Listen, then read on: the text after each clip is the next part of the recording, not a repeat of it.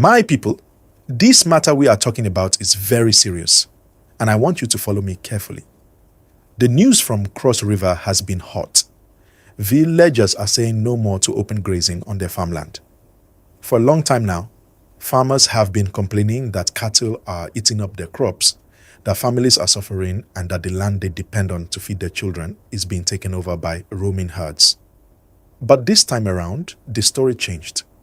The villagers came together, they organized themselves, they outsmarted the herdsmen, and they started taking back their land. Please, as you are watching, don't forget to like this video and subscribe to this channel because I want to keep bringing you stories like this in a way you will understand. Now, let me break it down for you. In parts of Cross River, especially in the northern areas, communities like Bekwara have seen big protests in recent weeks. Women, youth, even elders have come out in large numbers, carrying leaves and marching in the streets, saying enough is enough. They are tired of planting yam, cassava, and maize only to wake up the next day and see cows destroy everything. They are tired of living in fear when they go to farm.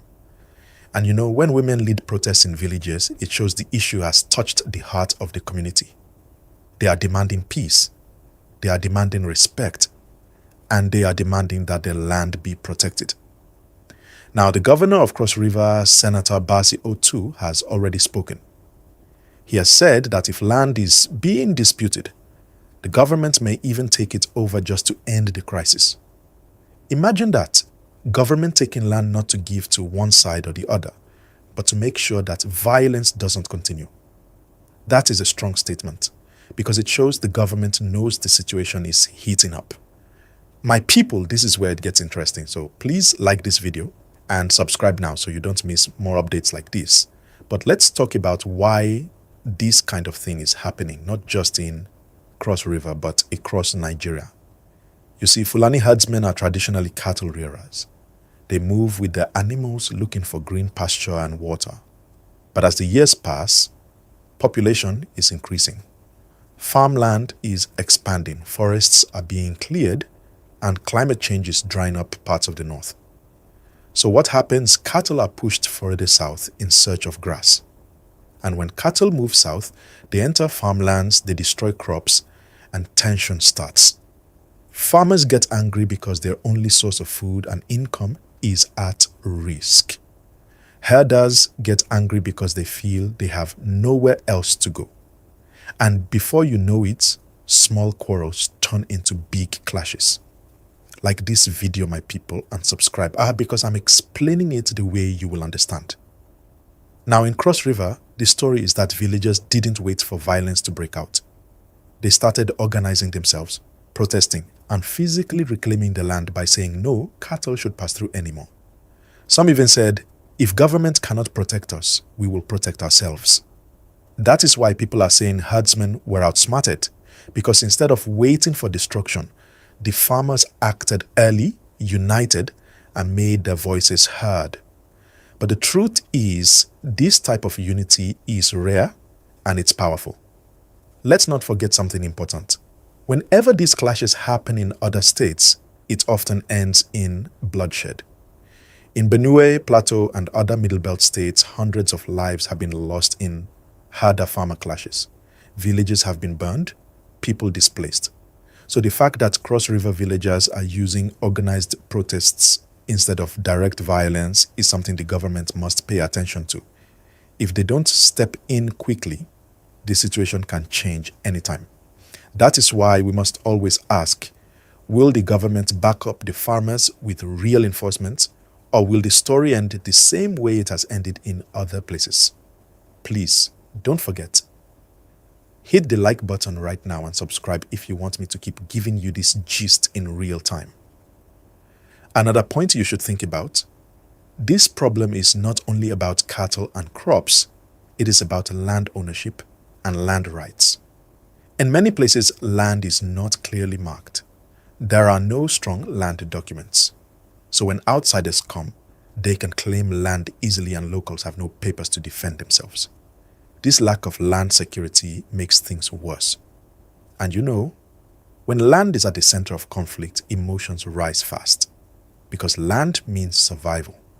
Farmers need land, herders need land, even miners and loggers want land.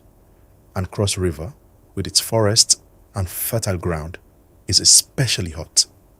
Now, what do we expect next? If the government truly wants peace, they must make quick moves. They can't just talk, they need action. They need to survey the land, mark the boundaries, and enforce the rules. They need to make sure no cattle graze where farms are. The truth is finally out. Now that the Finnish government has declared the CDS of Nigeria, Musa, a terrorist now, what is the next phase of the lie? What lies can the government tell Nigerians? Now that Samonepa is no longer in the picture,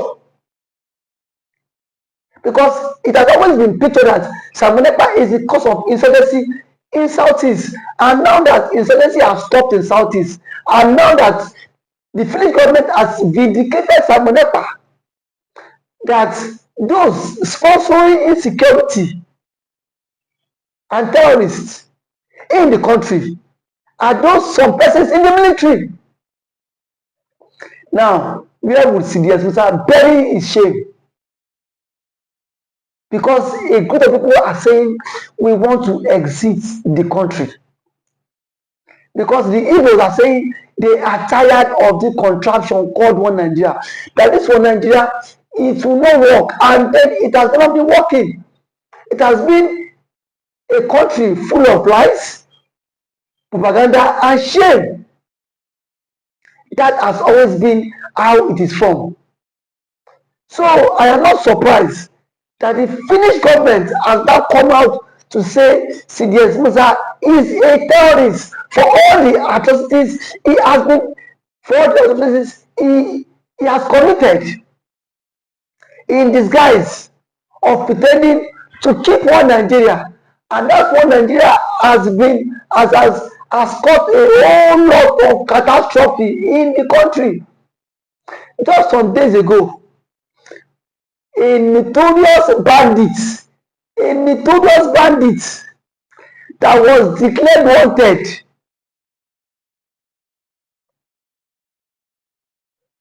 was seen in Katsina State with top government officials going for peace talk. Between Mazi Samonepa and that terrorist, who is more deadly? But here we are today.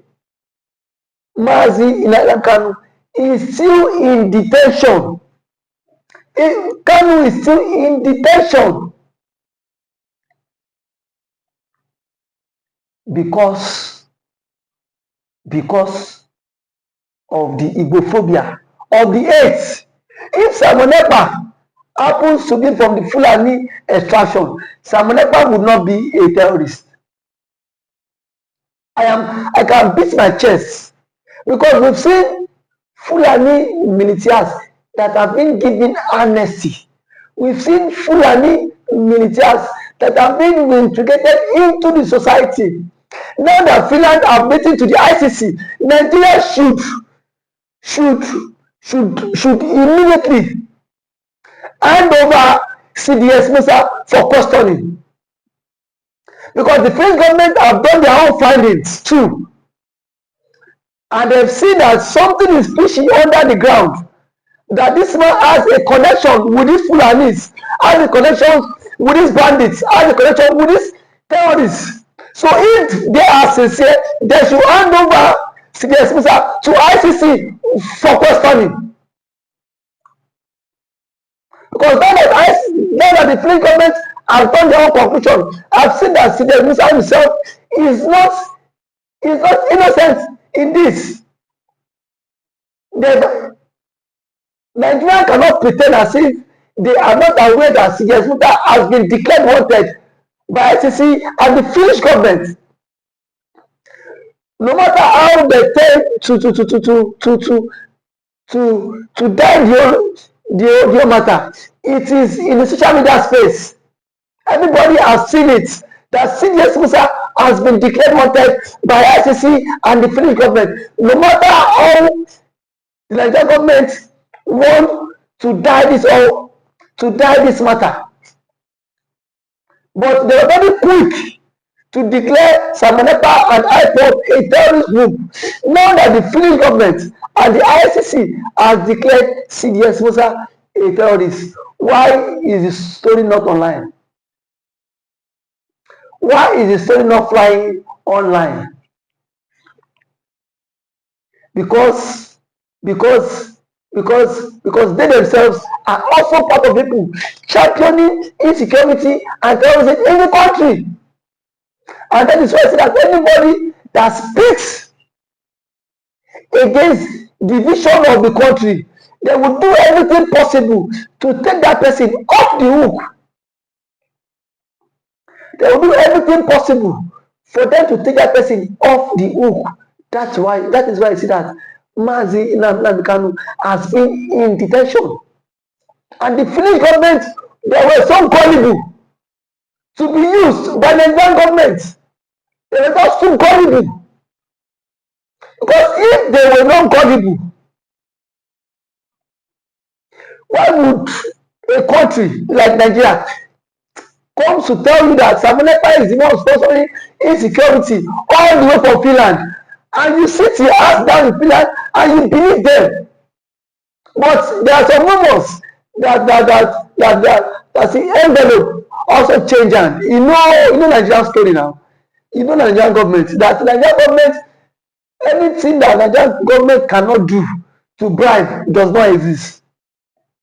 I am very sure that the government have bribed the Finnish courts, and that is why I see that Samonepa was wrongfully accused and sentenced. Now that the appeal court is now coming out to reverse all your stuffs.